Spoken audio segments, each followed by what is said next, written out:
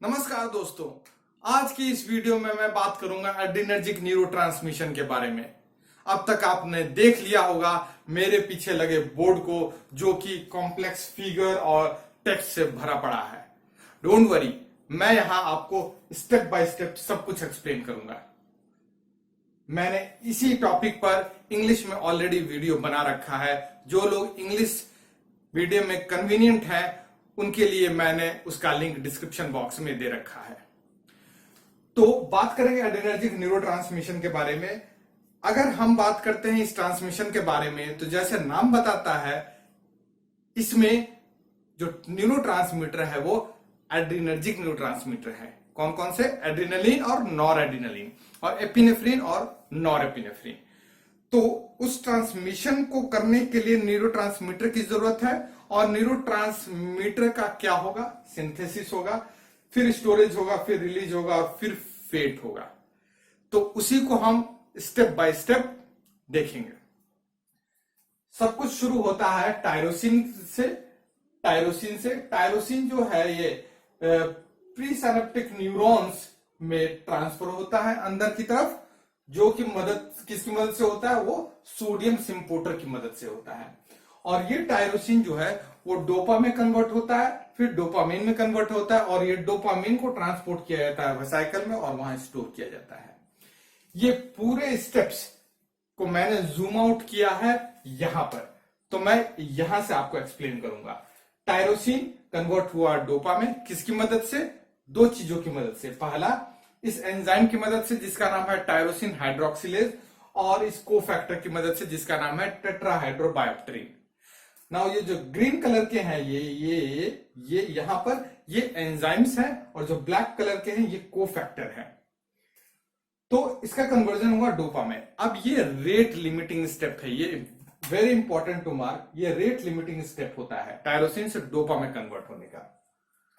अब ये जो डोपा है ये कन्वर्ट होता है डोपामीन में, किसकी मदद से? Aromatic L amino D carboxylase की मदद से, और जो कोफैक्टर होता है वो पायरोडॉक्सल फॉस्फेट होता है। फिर ये जो डोपामीन है ये कन्वर्ट होता है नॉरएपिनेफ्रिन में, जो कि पहला न्यूरोट्रांसमीटर है, और यहां पर ये जो है एंजाइम डोपामीन बीटा हाइड्रोक्सिलेज है, और जो कोफैक्टर है वो एस्कॉर्बेट है। अब ये जो नॉरएपिनेफ्रिन है फाइनली यहां पर एपिनेफ्रिन में कन्वर्ट होता है। ये बेसिकली होता है क्रोमाफिन सेल में और एड्रिनल ग्लैंड में होता है। ये होता है इस एंजाइम की मदद से फिनाइल इथेनॉलमीन एन मिथाइल ट्रांसफेरेज, और जो कोफैक्टर रिस्पॉन्सिबल होते हैं वो होता है एस एडिनोसिल मिथ्योनिन। अब ये इसके स्ट्रक्चर में क्या डिफरेंस होता है? नॉरएपिनेफ्रिन और एपिनेफ्रिन में, नॉरएपिनेफ्रिन में मिथाइल ग्रुप नहीं होता है। ये भी एक इंपॉर्टेंट चीज मार्क करने के लिए है। तो यहां पर डोपामिन का सिंथेसिस हुआ, नॉरएपिनेफ्रिन का और एपिनेफ्रिन का सिंथेसिस हुआ। तो अब हम फिर से फिगर में आएंगे। यहां पर हमने डोपामिन का सिंथेसिस देख लिया। अब जो डोपामिन यहां बना, इसको जो है ये ट्रांसपोर्ट होता है वेसाइकल के अंदर में, किसकी मदद से? एक ट्रांसपोर्टर की मदद से, जिसका नाम है वेसिकुलर मोनोएमीन ट्रांसपोर्टर 2, VMAT2। अब ये जो VMAT2 है वो डोपामिन, एक मॉलिक्यूल डोपामिन को अंदर लाता है, उसके एवज में 2 हाइड्रोजन बाहर ले जाता है, और फिर ये डोपामिन यहां स्टोर होता है। ये डोपामिन जो है वो कन्वर्ट होता है नॉरएपिनेफ्रिन में, यहां पर इसकी मदद से, डोपामिन बीटा हाइड्रोक्सिलेज की मदद से, एंजाइम की मदद से, और एस्कॉर्बेट कोफैक्टर की मदद से। उसके बाद ये यहां पर स्टोर होते हैं किसके साथ? न्यूरोपेप्टाइड वाई और एटीपी के साथ। न्यूरोपेप्टाइड वाई क्या है? न्यूरोपेप्टाइड वाई एक तरह का अमाइनो एसिड है जिसमें 36 पेप्टाइड है जिसमें 36 अमाइनो एसिड होते हैं, और मेनली वो ब्रेन का पेप्टाइड है। अब ये जो है तीनों एक साथ यहां पर रहते हैं। तो कौन सा कहां पर कितनी मात्रा में होगा ये सब डिपेंड करता है इसके लोकेशन पर। अगर जिस लोकेशन पर नॉरएपिनेफ्रिन ज्यादा रिलीज होता है वहां के वेसाइकल्स में नॉरएपिनेफ्रिन ज्यादा होगा, और जहां पर एनपीवाई रिलीज होता है वहां पर एनपीवाई ज्यादा होगा। बेसिकली यहां पर जो मैंने यहां दिखाया है 3 अलग अलग स्टोरेज वेसाइकल से रिलीज होते हुए दिखाया है। ये स्टोरेज वेसाइकल एक ही होता है जिसमें तीनों चीज होते हैं, लेकिन यहां मैंने अलग अलग दिखाया है सो दैट मैं आपको सबका इफेक्ट अलग अलग दिखा पाऊं। ओके, अब यहां पर आ गया। उसके बाद क्या होता है, स्टोरेज हो गया। स्टोरेज, डोपामिन ट्रांसपोर्ट हुआ VMAT2 के द्वारा और स्टोर्ड हुआ NPY और ATP के साथ में। उसके बाद रिलीज होगा। रिलीज में बहुत इंपॉर्टेंट फिनोमिना और बहुत इंपॉर्टेंट स्टेप्स इन्वॉल्व होते हैं किसी भी न्यूरोट्रांसमीटर के रिलीज में।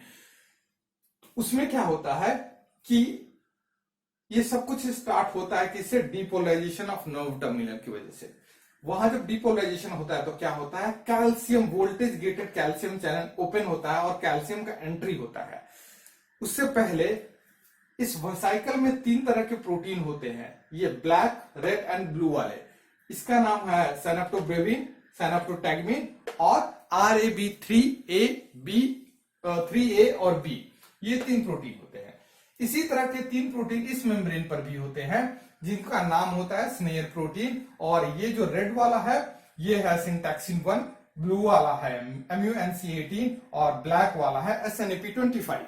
ये तीनों प्रोटीन यहां पर भी होते हैं। जब कैल्शियम की एंट्री होती है डिपोलराइजेशन के बाद में वोल्टेज गेटेड कैल्शियम चैनल के थ्रू, तब क्या होता है, ये कैल्शियम इसके साथ एक कॉम्प्लेक्स बनाता है और इस दौरान ये जो डिपोलराइजेशन हुआ इसमें ये जो वेसाइकल्स है वो धीरे धीरे इसकी तरफ आते हैं, मेम्ब्रेन की तरफ आते हैं। अब यहां पर आने के बाद में ये कैल्शियम कॉम्प्लेक्स के द्वारा जो ये कॉम्प्लेक्स बनता है कैल्शियम कॉम्प्लेक्स और प्रोटीन का, ये इन प्रोटीन के साथ एक बाइंडिंग बनाते हैं और उससे इस वेसाइकल का फ्यूजन होता है इस मेम्ब्रेन में और फिर एक्सोसाइटोसिस होकर न्यूरोट्रांसमीटर का रिलीज हो जाता है। सो ये सारे स्टेप्स होते हैं। एक्सोसाइटोसिस का रिलीज होता है तो डिपेंड करता है कौन सा कहां पर रिलीज होना है। अगर एटीपी रिलीज होना है तो वहां एटीपी होगा, और एनपीवाई रिलीज होना है तो वहां एनपीवाई होगा, और नॉरएपिनेफ्रिन होना है तो वहां नॉरएपिनेफ्रिन होगा। ये हुआ रिलीज के बारे में। अब यहां पर बहुत 2 तरह के ये स्टोरेज वेसाइकल्स होते हैं, dense core vesicle, large dense core vesicle and small dense core vesicle. तो वो एक अलग पूरा टॉपिक है। उसके बाद होता है फेट। निकलने के बाद उसका क्या होता है, उसको बोलते हैं फेट। कहां पर जाता है, कैसे एक्शन करता है, वो सब होता है फेट में। तो मैं स्टार्ट करूंगा नॉरएपिनेफ्रिन से। नॉरएपिनेफ्रिन अगर रिलीज हुआ, रिलीज होने के बाद क्या क्या हो सकता है।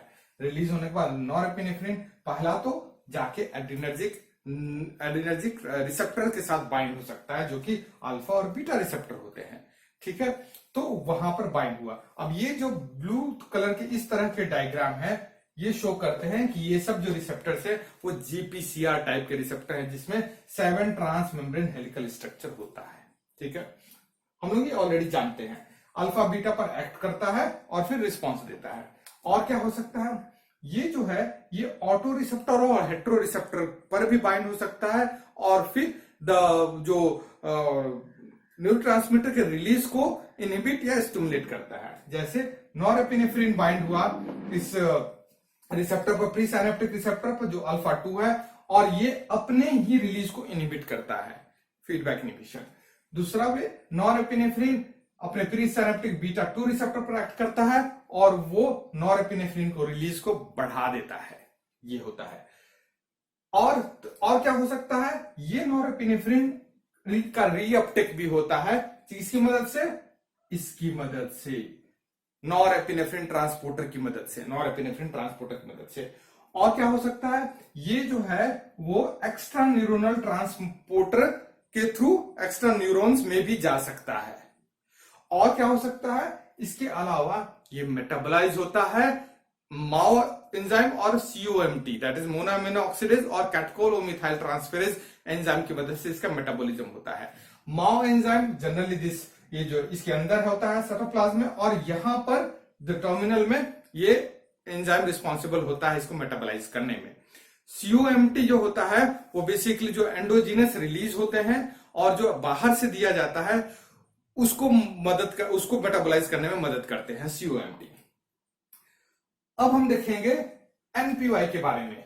NPY न्यूरोपेप्टाइड Y अगर रिलीज होता है तो वो जाता है और Y1 to Y5 of receptor होते हैं अगेन GPCR, वहां पर उसको स्टिमुलेट कर सकता है। और ये प्री साइनेप्टिक रिसेप्टर Y2 पर एक्ट कर सकता है जो कि खुद के रिलीज को इनहिबिट करते हैं।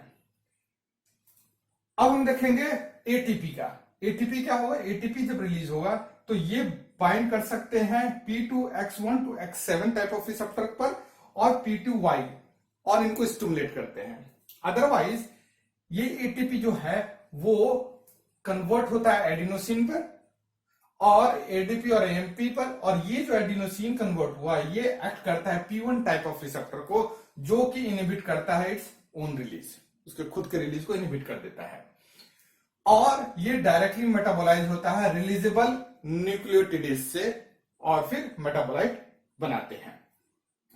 इसके अलावा एक इंपॉर्टेंट फैक्टर था जो एनपीवाई जो है वो 36 अमाइनो एसिड है और ये एंडोप्लाज्मिक रेटिकुलम में फॉर्म होता है, वेरेज जो एटीपी होता है, एटीपी का जो स्टोरेज होता है वो होता है वेसिकुलर न्यूक्लियोटाइड ट्रांसपोर्टर की मदद से ये अंदर आता है और स्टोर होता है। ये एक्स्ट्रा पॉइंट था।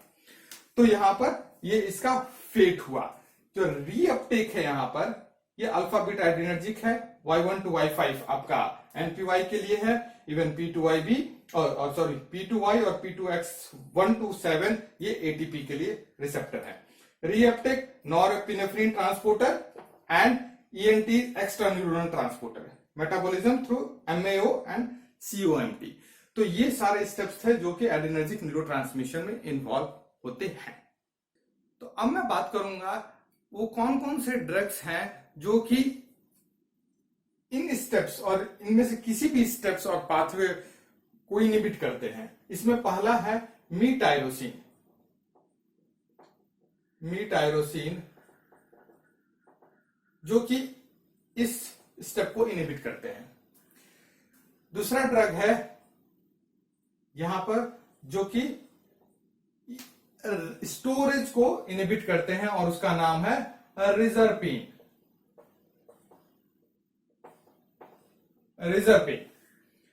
फिर एक स्टेप है नॉरएपिनेफ्रिन के लिए मैं बात कर रहा हूं यहां पर। नॉरएपिनेफ्रिन के रिलीज को इनहिबिट कराते हैं कौन कौन से, एक तो है ब्रिटालियम और एक है गुआनाथिडीन।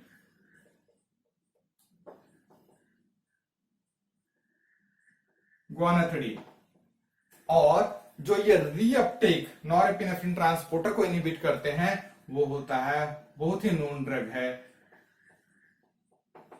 कोकेन एंड ट्राइसाइक्लिक एंटीडिप्रेसेंट, इसको भी इनहिबिट कराते हैं। सो ये डिफरेंट ड्रग है जो डिफरेंट स्टेप्स पर एक्ट करके इनहिबिशन में मदद करते हैं। अब मैं बात करूंगा बहुत ही इंटरेस्टिंग चीज के बारे में जो है नॉकआउट एनिमल। नॉकआउट एनिमल में क्या पाया गया, क्या देखा गया। वो एक्सपेरिमेंटल एनिमल होते हैं जिनमें कि स्पेसिफिक एंजाइम या स्पेसिफिक फिनोमिना को कराने वाले जेनेटिक मटेरियल्स को हटा दिया जाता है, जीन्स को हटा दिया जाता है। सो उनको बोलते हैं नॉकआउट एनिमल।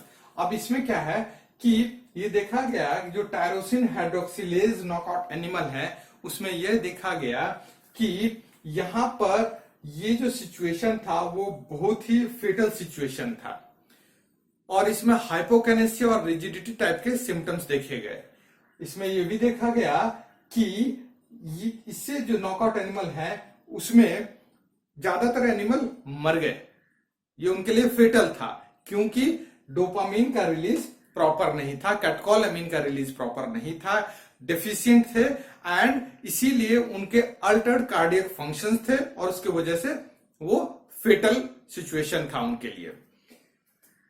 ये भी देखा गया कि उसमें डोपामीन पूरी तरह से खत्म नहीं थे, डोपामीन कुछ अमाउंट में थे जो कि टायरोसिनेज एक एंजाइम होता है, टायरोसिनेज पाथवे के थ्रू बनते थे, लेकिन जितनी मात्रा में टायरोसिनेज के द्वारा डोपामीन या कैटकोलामीन का फॉर्मेशन होता था वो उनके सर्वाइवल के लिए एनफ नहीं थे। सो ये एक फेटल इफेक्ट था अगर हम टायरोसिन हाइड्रोक्सिलेज को हटा दे तो। दूसरा, dopamine beta hydroxylase knockout animal में देखा गया कि जो डोपामिन का है वो लेवल वो बढ़ा है, ज्यादा है और रेट्रोग्रेड इजैकुलेशन एक इंपॉर्टेंट साइड इफेक्ट और जो सिम्टम्स है वो देखा गया ड्रूपी आईज के साथ। सो ड्रूपी आईज और रेट्रोग्रेड इजैकुलेशन देखा गया इसमें dopamine beta hydroxylase knockout animal में। फिर देखा गया नॉकआउट एनिमल जहां पर एनईटी नॉरएपिनेफ्रिन ट्रांसपोर्टर और एक्स्ट्रा न्यूरॉन ट्रांसपोर्टर नहीं है, वहां पर यह देखा गया कि जो इनका नॉरएपिनेफ्रिन न्यूरोट्रांसमीटर का जो है लेवल वो यहां पर बढ़ गया साइनेप्स में और इंट्रासेलुलरली घट गया। सो ये कुछ इंटरेस्टिंग पॉइंट्स थे नॉकआउट एनिमल के बारे में इस एड्रेनर्जिक न्यूरोट्रांसमीटर के रिलेशन में।